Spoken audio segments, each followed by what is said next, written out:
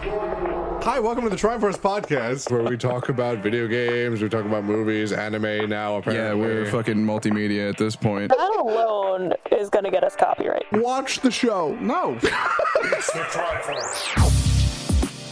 Good morning, evening, or afternoon. I don't know when you're listening to this. A time of day to you, Absolutely. listeners. Good whatever temporal space you happen to be in. Welcome to the Tryforce podcast. Oh Woo! my god, Once again. the first real one of 2022. I mean, I say real one in like series wise. The other one was really fun. I love our recaps. Like, they're so fun.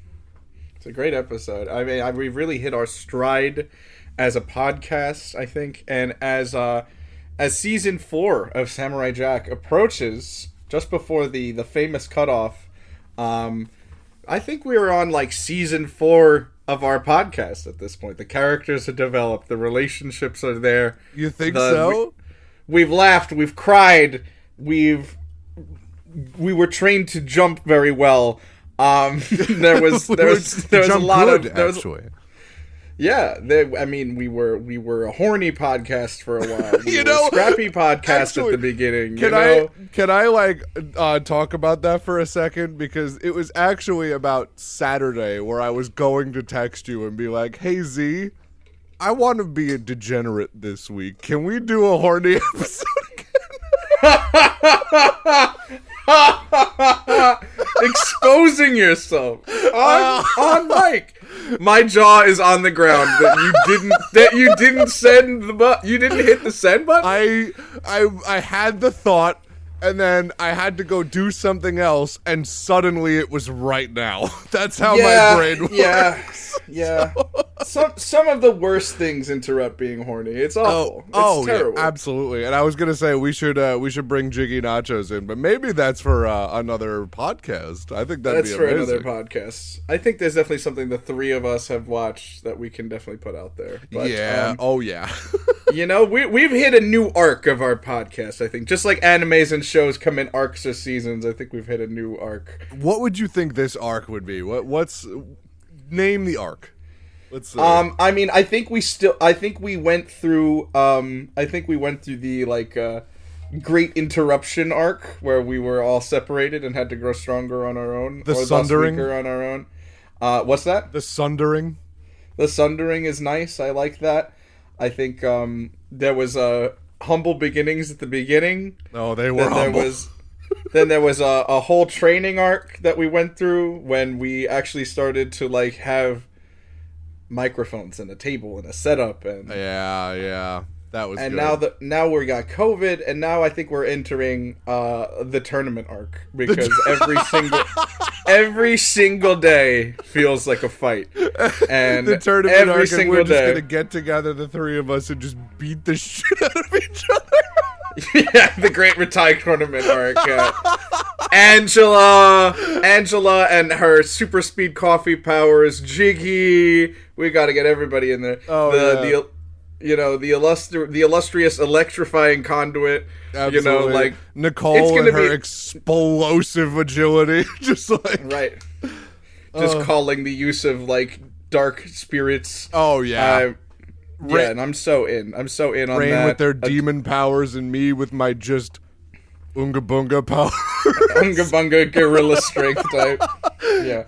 No, it's a tournament arc. And I think that, like, we are now... I was just thinking the other day. I know we're supposed to talk about Samurai Jack. Yeah, we'll get to it eventually.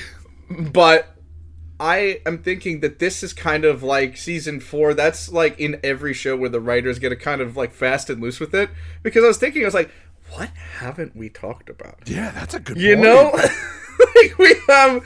Every week, I feel like we're like, what do we do? What do we do? Like, I mean, I'll even out ourselves even more. We decide what we're gonna do pretty much the day of, and day of, yeah. It was amazing because like I texted Z on Monday when we normally record, and we're both like, oh fuck, it's Monday. So like, we always try to set it up ahead of time, and then none of us ever honor the fact that we tried. Absolutely, we're garbage at it. So we've just decided that we're going to do this based on our own knowledge and passion for these pieces of media. Like, I shotgunned the entirety of season 4 again today, and like, oh my god, I honestly think that this is just how I will be consuming media for the rest of my life, is just in prep for podcast.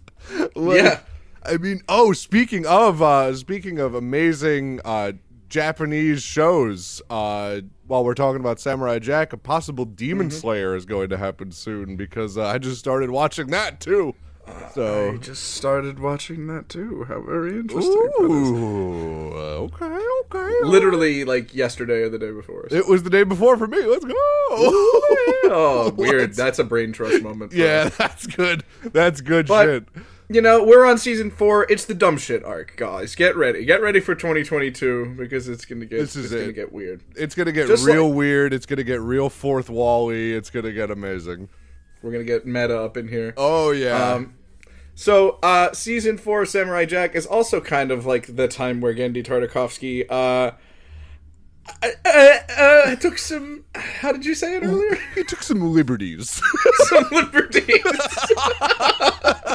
I'm gonna go ahead and say it out loud. Gendy Tartakovsky switched dealers for this season. I don't know what he was on for seasons 1 through 3, but I'm sure at this point in Samurai Jack's success, I'm sure you're having your your Keith David moments. I'm sorry, your Keith Richard moments. Oh, like, yeah. it's all good. It's all good, man. Wow, if two more opposite people ever existed, it's Keith David and Keith Richard. I was going for another person named Daniel, so my mind is just like, here's the salad. So, season 4, Samurai Jack. Let's get it, right? And it's still a brilliant season by every standard. This was, like, unbelievable to watch, but definitely got goofy. Like, you can definitely tell that they already have established how these characters are supposed to be, and they've established Jack, and you feel that they have finished establishing Jack, because that... What else do you say about Jack? You know, he's a hero. He's a samurai. He does the good things because they're the good things, and only because they're the good things. And that's it. You know, he did it. There's not really much deeper to it. You can't really expand upon that again. So this season, a lot of the episodes, some of them didn't even feature Jack. Yeah. So... Jack was a side character in most of these episodes, and I thought that was a really interesting take on a series about Samurai Jack. So I've never seen a series kind of like finish establishing their main character and then just put him off to the side. You know, while I mean, also having him central to the episode. He's an enigma. He's really, like, he's here, he's in this world, he's a samurai in the future. We know that by season 4. Now it's time to tell the story of what's happening in the future. Yeah. And not only that, but they introduce these weird, interesting villains during the story, and you feel for some of these villains. And you realize that, yeah, you know what? Jack is an enigma, but he's also very, very one-dimensional. He is there, he is the light, he is the good. That's it. That's all you need to know. He's such an enigma by Aku world standards because they're used to Aku. And he just flies in the face of everything Aku stands for. And it's just amazing. And with these other characters that are sent to kill him, or these other characters that he touches their lives spiritually, you just see this unbelievable change every single place he goes, and this season kind of like spotlights that. Yeah, so I feel like we should just get into it. Let's go. All right, overall 40th episode of Samurai Jack starts off the season, but the number 1 in the season, of course, Jack versus the Ninja. Oh, this one was so fucking beautiful, visually gorgeous. So the OAD on that was June 14th, 2003. OAD is not an industry term for original air date. I just made that up in the moment. You know what? I like it. It sounds better. Aku sends a robot Shinobi to kill Jack. Another term for ninja, of course. Yep. While Jack is fighting to say, there's like a definitely like a difference between the characters of the Shinobi in history as well as, you know, the what we believe to be a ninja nowadays. But it's pretty much a shorthand. Yeah, he's very stereotypically a ninja. Sneaky. Yeah, very sneaky, very quiet, always literally in the shadows, and just covered up to the nine, just covered up in this black shroud with a sword. Very classic ninja. Love that. And I love a Shinobi character. I love some fast and, poking attacks. So cool. I love this Doesn't episode. speak and just has these piercing red eyes. It's amazing. While Jack is fighting to save a village from giant robotic lobsters. Yep. Gendy, where's your guy at, bro? The Shinobi kidnaps a small boy and traps him in an ancient temple. Inside, Jack, understanding that the Shinobi hides in shadows, instead hides in sunlight by fashioning his ki into a white ninja outfit. Defeating the assassin moments before the sun sets, and the Shinobi would have an advantage. Which, that's killer. Like, that's so cool. Yeah, it's so good. I mean, he has this whole thing with the ninja where, you know, he's fighting to save the village, and, you know, he knows the ninja's following him, which I think is so cool, and he just doesn't care. You know, he's just like, I'm gonna go save this village, and he's just fighting and fighting and fighting, and all of a sudden, this little boy that kind of told him about the village being attacked gets kidnapped, and he knows who took him, obviously, and he goes into this tower, this gigantic wooden tower, and the crazy thing is, we've kind of established now that Jack has like a footstep sound in this season. Like, you know how Squidward has his walking cycle sound, like very stereotypically Squidward. Like, Jack has that samurai sandal sound everywhere he goes, and they pull the music out of the whole scene. He's just in this tower, and the only bits of audio are him walking around and slight wood swaying sounds. And he's looking around for this. I know. This is the only audio coming from the show. And this ninja just comes out of nowhere. He flies out of him as he's trying to save the kid and just disappears back into the shadows. And he cuts the kid down, tells him to run, tells him to get out of here. And this ninja is just going in and out of these shadows. And he stares. He finally gets the ninja out in the light for a second and just goes, "Shinobi, I know your ways, warriors of the darkness. I, myself, am a warrior of the light." And he takes his gi, turns it inside out, and he fashions it into a Shinobi outfit that's just pure white. And all of a sudden, anywhere the sun hits is pure white, and anywhere the shadows are is pure black. And then they just go like, it looks like a spy versus spy, but feudal Japan. And they just keep going back and forth and fighting each other and going in and out of the light and the darkness. Oh my God, it looks so good. Yeah. I mean, it's really just shows that the story quality won't change. Like, yeah, it's quality all the way through. Yeah, I mean, it's just they made it so visually stunning too, where it just kind of highlights the impact of everything that's happening on screen, and they did it in just such a weird, simple way. Like, oh God, it was so cool to watch. Okay, yeah, I mean, it's really just like. I love the spy versus spy reference. That's a great way to put it with the white and the black. Yeah, totally. Episode 2, Robo Samurai versus Mondo Bot. This was the Pacific Rim episode. Oh God. Those two words are a fire starter on this podcast.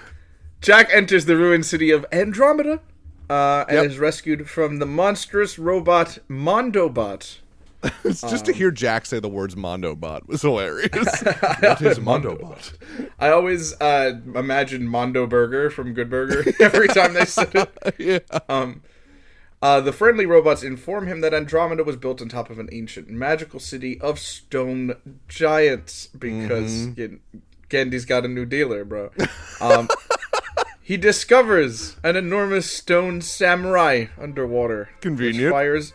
Which fires an optic beam to merge with him, allowing him to control the stone giant to destroy Mondobot because they were what? Drift compatible, motherfucker. Exactly. Oh my god, it was so cool. And the robots had that like 2003 like robot voice that every robot had in that era, and it was just so cool. That really technological one. I love that. But underwater sounding, yeah. Oh yeah, like I could hear like as the two robots collided, I could hear like you should as well. You should. It was so cool. A quality film. Absolutely. Episode 3: Samurai versus Samurai. Jack is goaded into a duel by quote unquote the samurai. Yeah. Voiced by the fantastic David Allen Greer, an arrogant bully who fancies himself as a samurai but does not understand what it truly means to be one. If Mr. T had a katana, like just let's put it that way. I'm not joking. Yeah, very, very, very interesting, man. Very interesting character of the samurai. Oh yeah. Jack trains the samurai with bamboo sticks and exposes him as physically weak. Yeah. So, literally, the man had like a fucking like shell on of like biceps and abs and everything, and it was ridiculous. It was so funny to watch that fight. He's just so stupid and blustery and arrogant, and Jack just tears him apart like instantaneously. It's so good. Yeah. Oh, I mean, yeah. he's used to forcing his sword through like solid metal. So. Oh yeah, and he cuts 2 bamboo sticks and he throws one at him. He's like, "What are we doing with that?" And he's like, "It's your weapon." He's like, "This is my weapon." He's like, "You have not earned the right to fight my sword." Like, ooh, ooh. Yeah. That gi better be closed tight because ooh. Jack is swinging. Oh yeah, he was swinging this whole episode. It was so good. And then is that the end of the description? No. He then saves the samurai from Aku's assassins, helping him to realize the error of his ways. Yes. That was kind of cool. Like Aku sends a giant wave of assassins at Jack, and who's just tearing through them with the bamboo stick. By the way, doesn't actually use his sword for until the last battle.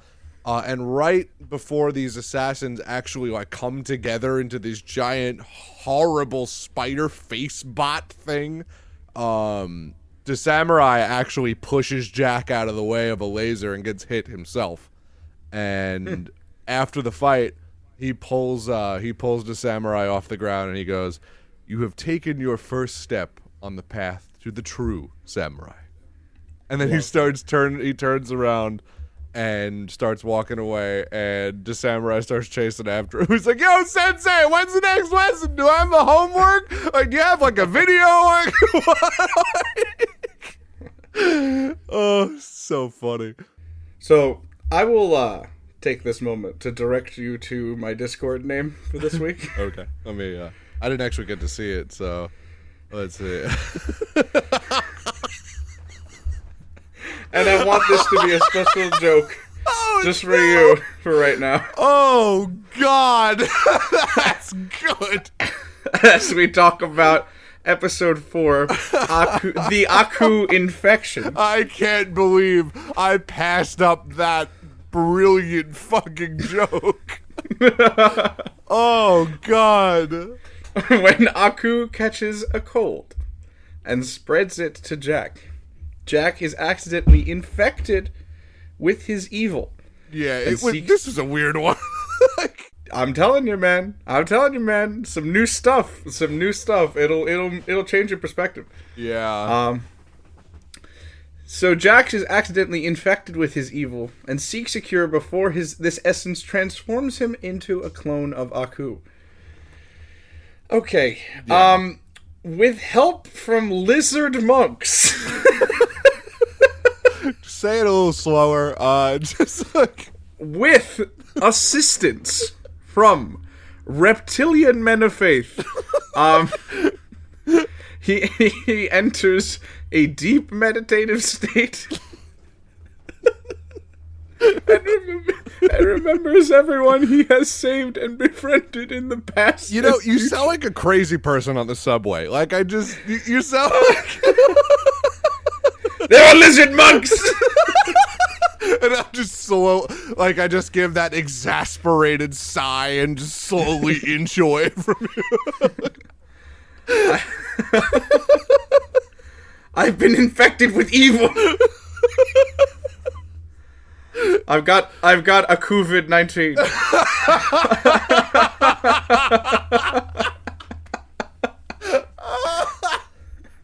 Oh god! Oh, it's goodness. a hoax! It's a hoax! It's a set.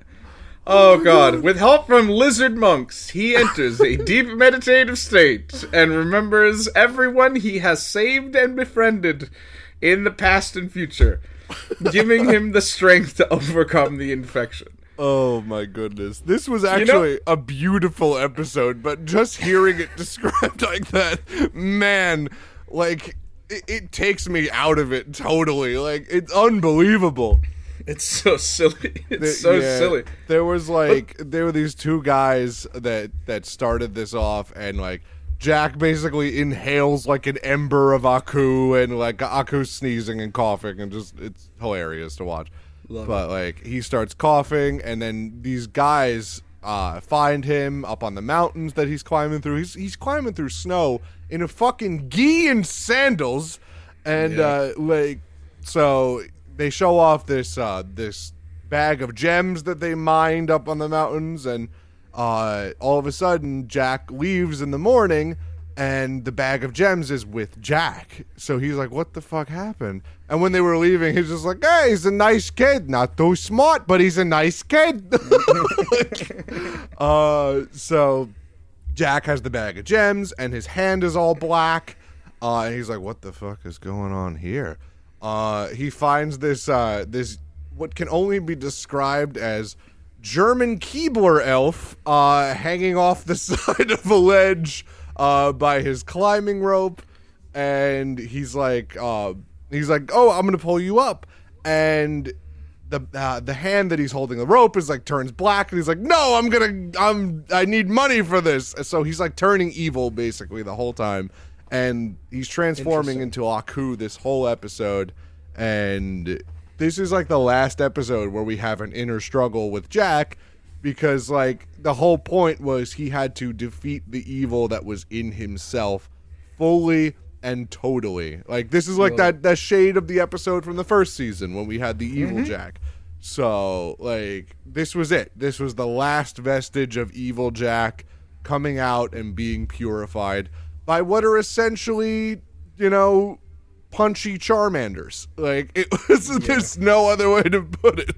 Very interesting that was that lizard monks was the move. Also, it was hilarious because I think the elder monk had the same voice actor as Master Oogway, and it just made me laugh so hard. Don't know who that is. The turtle from Kung Fu Panda. Oh god, Monkey. Episode 44, Princess and the Bounty Hunters. Yep. 5 world-renowned bounty hunters gathered to compete to kill Jack. I guess Black Mass put some money up on him or something like this that. episode made me laugh really hard. I'll go into it later. Princess Mira, a 6th bounty hunter from a kingdom that has been enslaved by Aku, persuades the group to work together after pointing out flaws in their individual plans. Jack nevertheless repels the hunters' combined attacks on him, defeating all except Mira, who drops her dagger in surrender. Yeah, I don't even think Jack says a word this whole episode. This is one of the episodes. He's in it for 25 seconds, this episode. So, like, it's ridiculous to watch all these fucking morons come up. Well, I shouldn't say morons because they're very skilled fighters, but in the face of Jack, it's just not a thing. So, no sauce. Yeah. So there's the gentleman. There are these two Siamese cat vampire things that are like. Say what you just said slower. I know. Say what you just said slower. Siamese cat vampire things. What are we doing here? I thought this was about a samurai. They talk in rhymes. It's really weird. Oh, really? Yeah. There is this like African blow dart hunter guy. He's like a snake charmer too. It's really cool. And then there's the cyber warrior Mira, and then there's this big brawlic dude named Boris. Guess what Boris's personality trait is? I'm gonna either guess like big and dumb or Russian. Yes, to both. Great. Incredible. So there's one scene in this episode where the princess is like, I need the bounty to reclaim my lands from Aku, and then once I have my land back, I'll repay you each the bounty tenfold. And they're like, oh my god, that's amazing. And then Boris is like getting angry because it's not his plan. And he goes, all right, fine, we'll follow your plan. And then Mira's like, good. And he's like, I better get my money. And she goes, you will. And he goes, I better. She goes, you will. And he goes, okay. I don't know why that sequence fucking murdered me. Yeah. It's good stuff. It's really, at the end of the day, good writing. Oh, it was so funny. I don't know why that was so good, but their plan was great, and Jack just fucking murked them instantly.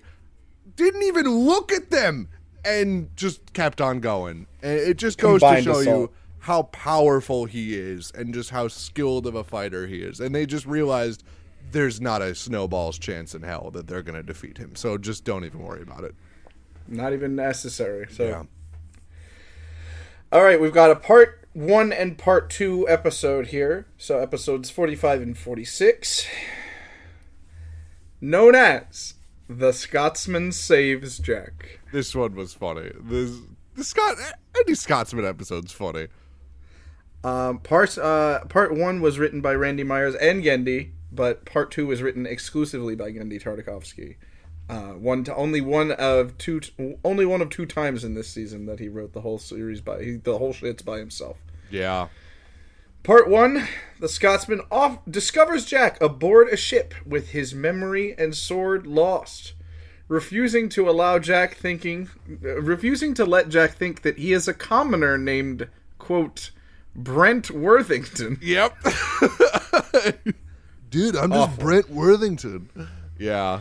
The Scotsman seeks the cause of the samurai's amnesia and staves off bounty hunters after a now defenseless Jack. Oh, in only a way the Scotsman can. Literally dragging him from city to city going, do you know who this is? Incredible. Actually a lot. And what a friend to do that. Yeah. Oh my god, like if you lost your memory, Z, I would literally drag you from town to town and be like, where's the last time you saw this fuckhead? Oh my god. The Scotsman hires a group of pirates to sail them to the, quote, great unknown. Yeah, this was a cool episode. And for some reason, the pirates' voices really, like, I don't want to say irked me. They really put me off because, like, the pirate captain looked like a pirate captain, you know, scraggly, burly, and everything, but he sounded like fucking Norm Macdonald, and it really weirded me out. Hi, how you doing? I don't know. You're going to the great unknown, right? Yeah, it was so weird. He's like, yeah, it's gonna take a lot more than that to get me. Like, I was like, what the fuck is happening? So Everyone weird. else on screen's voice matches their face except you, man. The voice direction, bro. The voice direction. Oh yeah, it was ridiculous. But anyway, this episode was really funny. The Scotsman literally beat a beast to death and made him explain how Jack like interacted with him, and the beast was just like, yo, he pointed out the error of my ways. I started, being more social. I started going out more. I bathe. Unbelievable. I'm like, wow. Even in 2003, people still had that problem, huh? Like, Sure thing. oh, goodness. But yeah, he just literally dragged him from port town to port town. Like, this poor man, like, just doesn't know what's happening, doesn't know anything that's going on right now. He's just dragging him into these seedy underground taverns and be like, where the fuck have you seen this guy before? With wanted posters of him everywhere. Yeah. The most wanted man in the world, actually. Oh, God. So fucking funny. Part 2. The source of Jack's amnesia is discovered in 3 sirens, whose hypnotic song the Scotsman can resist due to his loyalty to his wife. Yeah. That man, that is a one-woman man. And That's incredible, bro. That's a 10 out of 10 husband right there. Like, that's it. You bag yourself the Scotsman, you win. Like, oh my goodness. He's just like, everyone's so hypnotized, and he's just like, beautiful, turn to it. And he's like, sounds like someone's stepping on a cat. Sounds like someone's stepping on a lot of cats. Because 2 more voices joined it. Oh my god, it was really funny. After they defeat the sirens and free their slaves, Jack and the Scotsman are abandoned and compete to see who will row them both back to the mainland. These fucking idiots. I just can't stand the 2 of them on screen together. They're both these altruistic, unbelievable gentlemen, and like they spent so much time figuring out who is going to row them back to land. Like, just get in the boat. Just get in the boat. Get in the boat. Oh god, they ended up on thumb wrestling at the end. I just Awful. couldn't. I watched this. I'm like, this is me and Z. This is it. We would Yeah. we would spend an entire day figuring out how to do the most menial tasks together. It's the energy. It is the energy, yeah. Oh god, I love them, and I love them and hate them at the same time. I love us and hate us. Absolutely. Episode 8, Jack and the Flying Prince and Princess. Good episode. Really good episode. Aku imprisons Aster and Verbena, the prince and princess of moth-like aliens called Lepidopterans.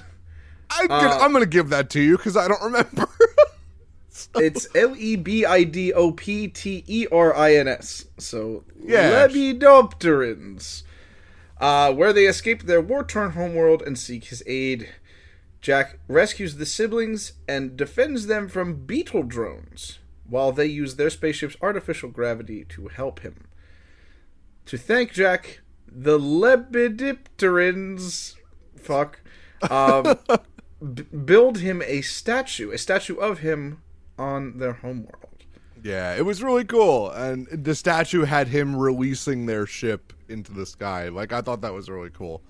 That's cool. I like that. Yeah. I love anything where the character gets a statue at the end of the movie. That's one of my favorite tropes. I fucking need it. Yeah. It's my favorite. You'll love this episode, and like the episode was visually stunning too. Like the Lepidopterans, like they were really cool looking. Lepidopterans. They were really cool looking. This episode also just goes to show how brutally and senselessly evil Aku is for no reason. They had this robotic assistant with them who was nothing but nice to everyone around him. The beetle drones surround them, and they just take the prince and the princess in. All they're trying to do, by the way, the only reason they're on Earth is because their ship got damaged escaping their homeworld, and they just needed a place to land to fix it. That's it.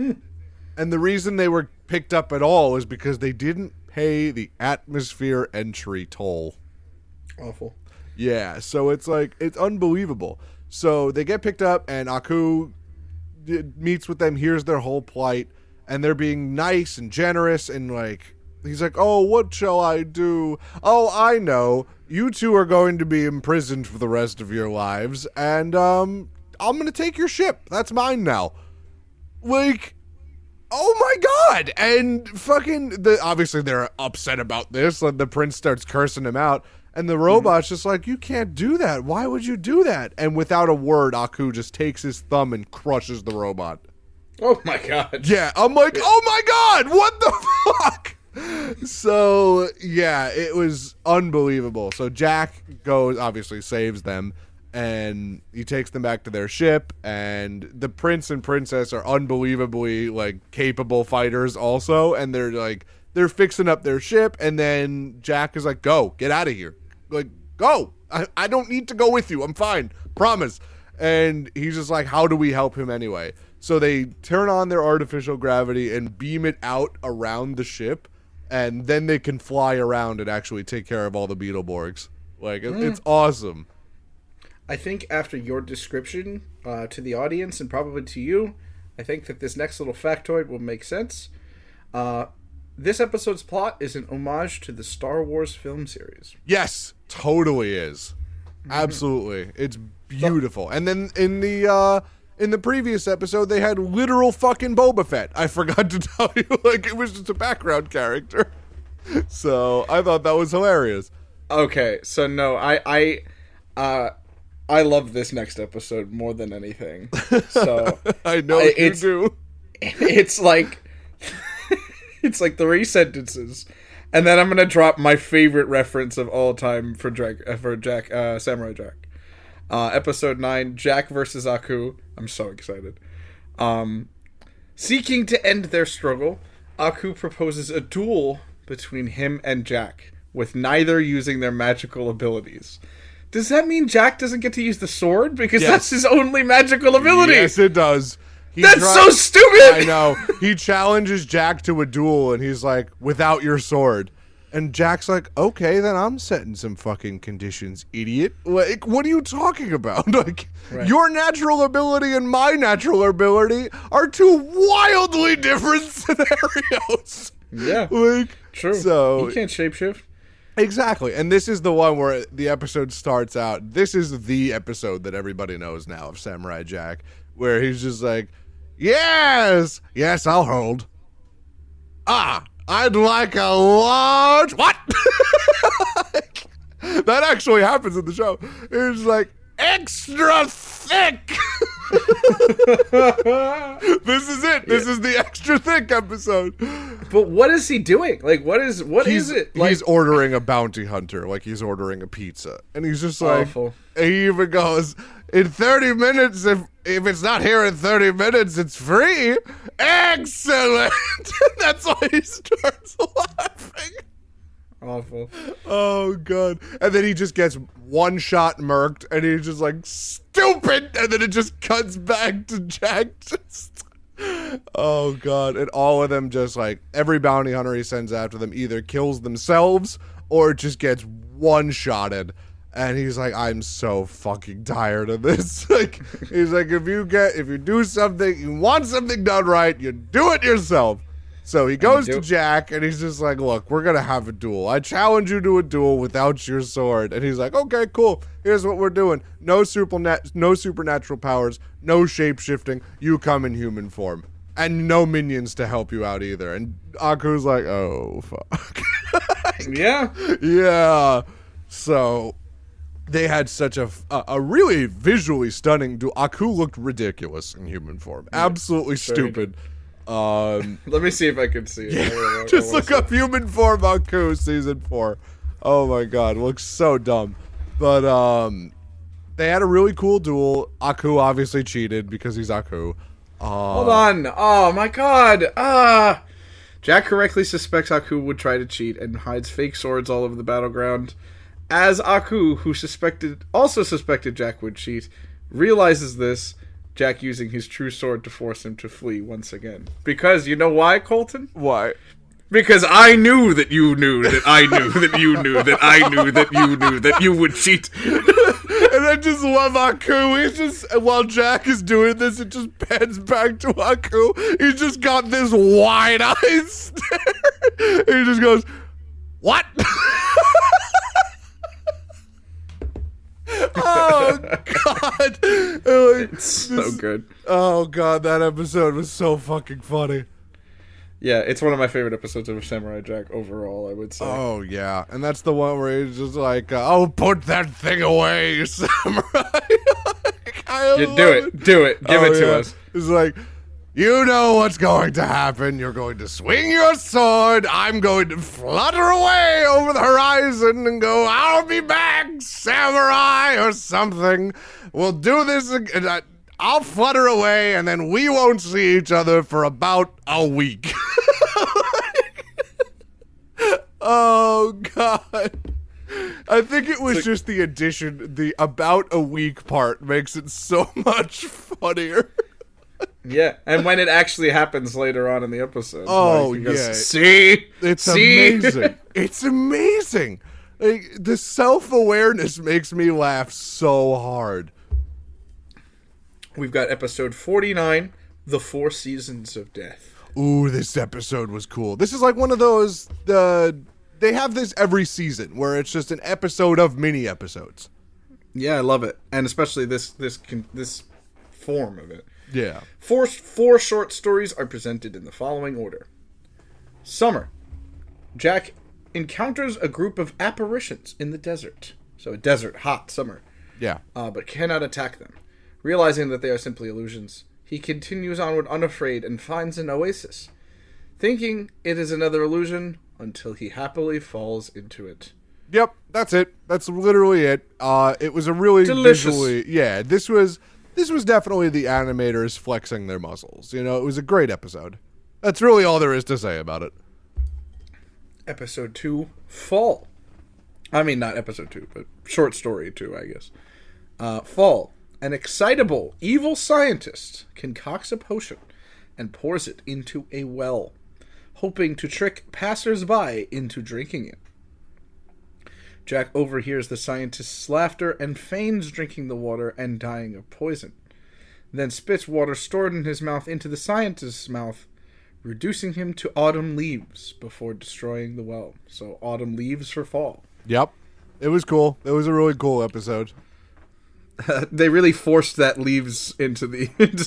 Well, no, because the there. potion was also made with leaves. So Interesting. Okay, Yeah. Gotcha. Winter. In the depths of a snowy mountain, snow for winter, an ogre-like tribe forges a powerful elemental sword for which warriors compete in a gladiator-style battle. The winner claims the sword and sets out to fight Jack, who easily cuts the blade in half with his own. God, this episode, that made me sad because it's like the whole episode was spent forging the sword, then they've all fought over it, people died over the sword, and then this one guy pulls it out like this King Arthur, like this whole King Arthur-ass scene, and then he's guarding the entrance to the place and comes up on Jack, and he just swings at Jack, and Jack just one shot cuts it in half and just continues walking. I'm like, Yeah. Oh my God, you're just gonna do him like that? You just did the whole culture like that, bro. Oh God. Crazy. So we have our final little season episode here. Spring. Jack enters a forest of thorny vines that magically turns into a springtime wonderland, where a spirit woman encourages him to stay and rest. Yeah, this was cool. This is one of those things where I just immediately suspected something was fucky. Like, you know, it was just like this is too good. It's too good to be true. You know? True. Right. Unable to take his mind off of Aku, however, Jack breaks free from the spirit's attempt to restrain him with vines and dispels the spring illusion as he tries to attack her.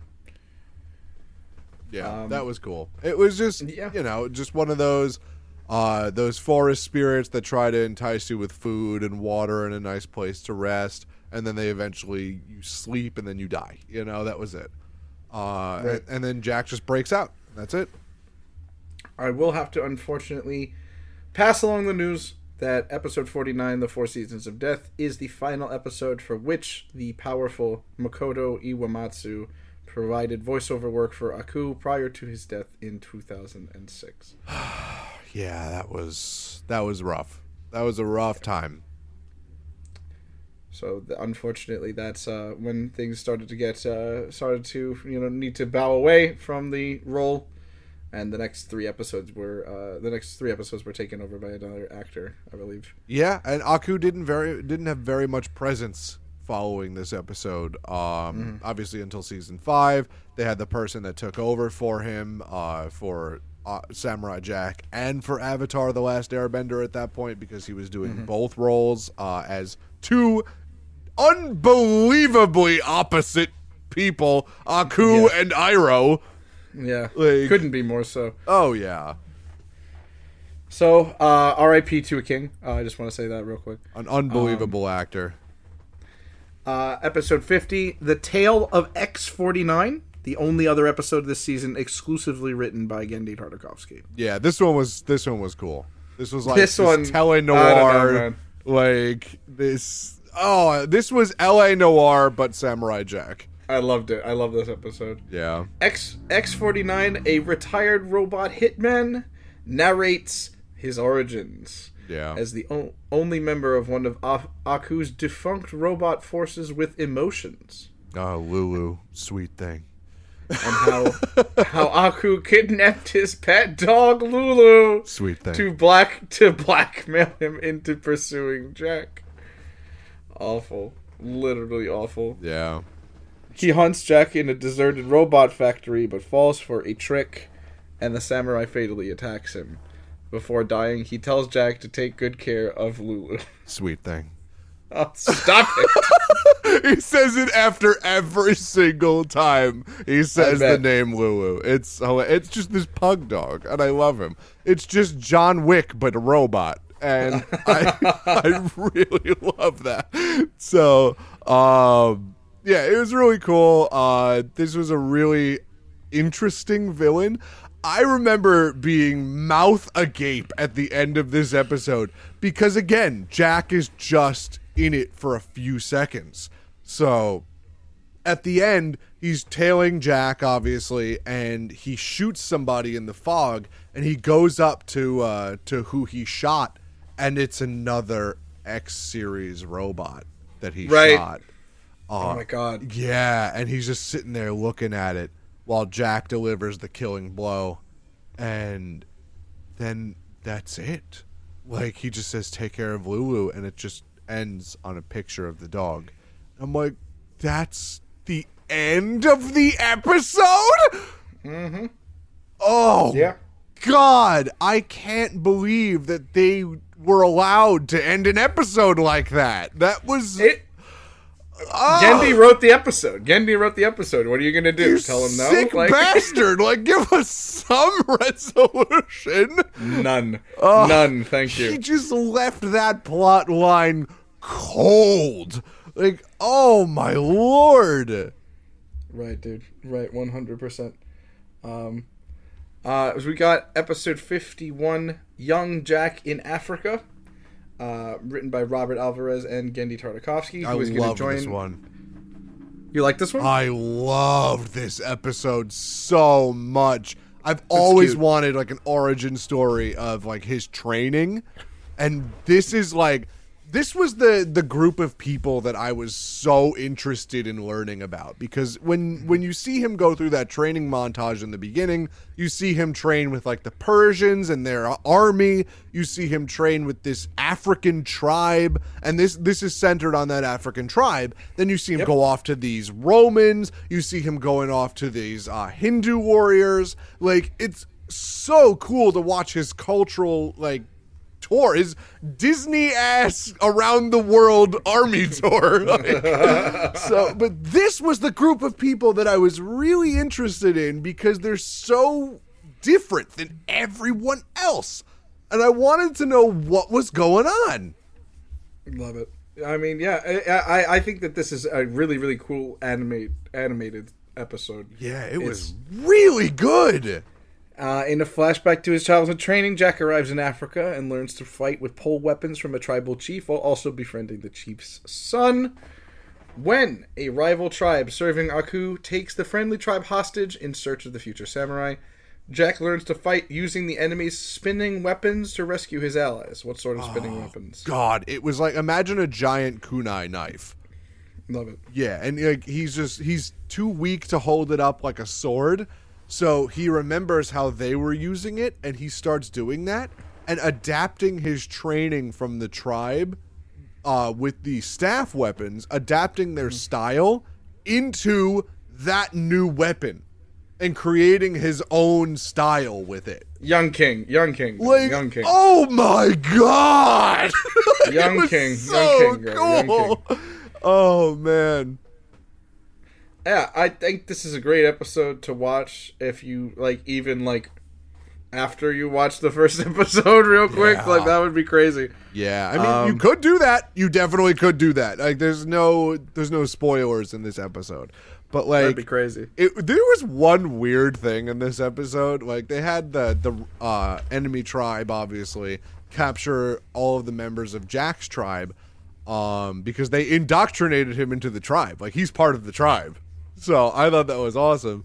And they had this one dude who's obviously supposed to be the best fighter in the tribe, and he's just this big jacked dude, and he's got the two weapons.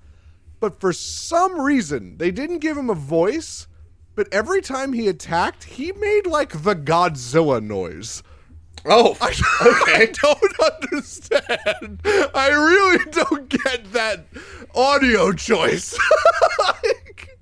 But okay, sure.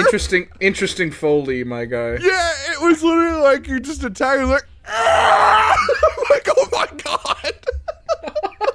I wasn't expecting you to try it. I was looking away, and I wasn't expecting you to try it, and it fucking scared the shit out of me. Oh my goodness. Oh, Okay. man. This is the dumb shit era of the Tryforce. So Ooh, all right. So this last one is interesting because I have to like tell a story in the middle of it.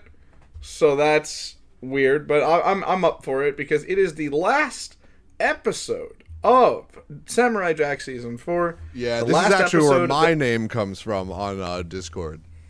So is that right? yes, Sakai. Sakai. Yeah. All right. Oh yeah. Okay. I got you. Yeah. So this is the last episode that would be aired on Cartoon Network. Yep. This is the last episode that they would air before it got picked up. So this was in September 25th of 2004, and the first episode of season 5 doesn't come until March 11th, 2017. Yeah, they really Duke Nukem forever that shit. Like, it was ridiculous. I mean, but I remember when it was announced, I was like, "What do you mean there's a new season?" I was so excited, and I've actually watched it now at this point, and honestly, I don't understand why people are upset with it. So we'll talk really about that when we do our episode on it. Our final episode for season 4, episode 13, Jack and the Baby. Yeah, this was fun. I don't mean the very popular current rapper Da Baby. I do mean Jack and Let's go, the Baby. The Oh Baby. my God! No, we did that with the samurai. Like The samurai. Jack rescues a baby from robotic ogres, but has trouble taking care of it in searching for its mother. Yeah, this was a fun episode. A really fun one to watch. It's just good dad. It's just Jack is a dad. Dad energy. Absolutely. Yeah, and he's a samurai trying to not die, so not exactly the best father energy. Oh yeah. No, it was excellent father energy. Love it. I know he's a good kind man, but like he doesn't have like a father schedule. No, God no. Along the way, he tells the baby the story of Momotaro. So I've got the Wikipedia for Momotaro. I can tell you what it is, what it means anyway. Yeah, you got it? Yeah, Go for it. Momotaro literally translates to peach boy. Peach Boy. Yeah, and Peach Boy it's essentially like a Monkey King type story where I've got it real quick here. If you want to go for it. Momotaro was born from a giant peach, which was found floating down a river by an old childless woman who was washing clothes. The woman and her husband discovered the child when they tried to open the peach to eat it. The child explained that he had been bestowed by the gods to be their son. The couple named him Momotaro, which means peach Momo, and Taro meaning the eldest son of a family. When he was just 5 years old, he was able to cut a big tree with just an old knife. When he matured into adolescence, Momotaro left his parents to fight a band of Oni, which are like demons, who marauded over their land, seeking them out in the distant island where they dwelled, called Onigashima, or Demon Island. En route, Momotaro met and befriended a talking dog, monkey, and pheasant, all of which who agreed to help him in his quest in exchange for a portion of his kibidango, or millet dumplings. Yep. At the island, Momotaro and his animal friends penetrated the demon's fort and beat the band of demons into surrendering. Yep. Momotaro and his new friends returned home with the demons' plundered treasure and the demon chief as a captive. Yeah. So, I mean, that version of the story wasn't told. They didn't return with the demon captain. But the story goes, the pheasant infiltrated from above and distracted all the guards. The monkey opened the gate. The dog started attacking the guards, and Momotaro went in and took care of the chief. So like it was really, really cool. And this baby is eating this story up. Like there's more to the episode, obviously, right? Oh yeah, yes, absolutely. Yeah. So after destroying the ogres, he finally finds and returns the baby to its mother, who learns that her child has gained stern facial expressions. Exactly like Jack. From witnessing combat, having achieved Sakai, or the spirit of a samurai. It was the last line of the episode. It sounded so weird. I keep forgetting how weirdly they end all Samurai Jack episodes. But he's just like, the woman's like, my baby, thank you for bringing back my baby. And she's just like, what happened to you? And the baby's just like in a fighting stance, and he just got Samurai Jack's face. And Jack's just like, your child has seen many, many things on our travels and has achieved Sakai, the will of the samurai. And then he walks away. That's the end of the episode. I love it. I love it. Oh I really do love this. It's the end of the whole season. I'm like, you can't. You have to give us like a period. You have to give us a period to the sentence. Like, that can't be it. Oh my god. The spirit of the samurai. Oh my lord. It was amazing. Unbelievable. So that is it. That is all for Samurai Jack season 4. Yeah. And it was it for a while as well. It was for a minute. Oh man. Certainly a long time. This episode is a lot of fun. This whole season's a lot of fun. Gendy, wow. You just a wild man. To impress. A wild man by every stretch of the word. Continue to impress, buddy. Oh yeah. So, this is the beginning. This is the end of the Cartoon Network sanitized Samurai Jack, and then we got the Adult Swim pickup in 2017. Yeah. I will just say, I forgot that Tom Kenny does some cool voices in season 5, but I forgot that Tom Kenny voices 30% of the cast in Cartoon Network Samurai Jack. He voices almost all of Aku's minions. It's unbelievable. I'm like, what the does this? He's the Sean Schimmel of this show. Yeah, 100%. I'll agree. Oh God, so good. But oh my goodness, I loved this season. This probably is my favorite season of Samurai Jack because again, we go into it knowing exactly who Jack is, fully established. And he's fully established within the cast as well. So we just kind of learn new characters and resolve their plot lines within the span of 22 minutes. And it's so cool to watch. Absolutely. I think that this is a season and a series that we are thoroughly in love with, thoroughly enjoy. And, I just think that there's more to any series if you give it time. And I think that there's so much more that Samurai Jack could have given on Cartoon Network. Yeah. But this was the time where they decided. I think it was the baby. Yeah. I actually think it was the baby that caused the cancellation. You think so? The baby being too powerful? Over 10 years. I think it was they saw that last line and they're like, no, we're shutting you down. Gendy, what the fuck was that? Pack up your desk. You can go over to those degenerates at Adult Swim, but you can't come back here. That's ridiculous. I really love season 5. I can't wait to talk about it. You know what I'm going to say? If you're going to go watch Samurai Jack, what would be an interesting thing to go watch immediately afterward?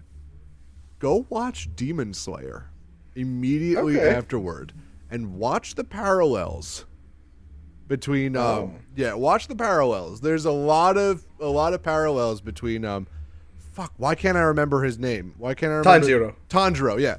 Tanjiro and Samurai Jack have a very similar character. In terms of their function in the show and their function in society. So, it's really, really cool to watch. I just started it the other day. We learned, that we both pretty much started it at the same time. I'm on episode 3 or 4 by now. I'm admittedly a little further than that. No, I know. I just literally just started the other day. Oh, yeah.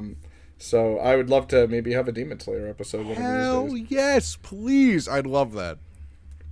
All right. Well, thank you all for another evening in the Tryforce podcast. If you could do your best to return to the past, do it. Go for it. Really, the world is your oyster. Please try to stay away from trickery, and make sure that Lulu gets taken care of. Make sure to take care of Lulu. Do not trust amorphous globs of void. Get tested for a COVID-19. There it is. That's the one. COVID-19. I'm done. Oh my god. Foolish variants. How do you think they made the vaccine for our COVID-19? They just keep breaking up katanas into microscopic particulate matter. Oh god. It's all just folded Japanese steel being injected directly into your bloodstream. Just micro Samurai Jacks. Oh my goodness. I love that. Nanobot samurais just that is the conspiracy theory I will be peddling from now on. A certain amount of them will form antibodies and will be sent back in time. Oh my god! All right, sent into the future to make sure you don't get it in the future. Oh, that's so good. That's so good. I don't have any plugs this evening aside from always go check out Z Form Arts. I am a commissioned artist. If you want to commission some art, you can do that from me. Of course. I'm a streamer. You can check me out on twitch.tv/CEasySpecial. I'm not going to be streaming this evening. However, I will be streaming this Sunday, so make sure to take a look at that. Woo! All right. That's it. I always struggle to end episodes, so you know what? Fuck it. Good night, everybody. Good night.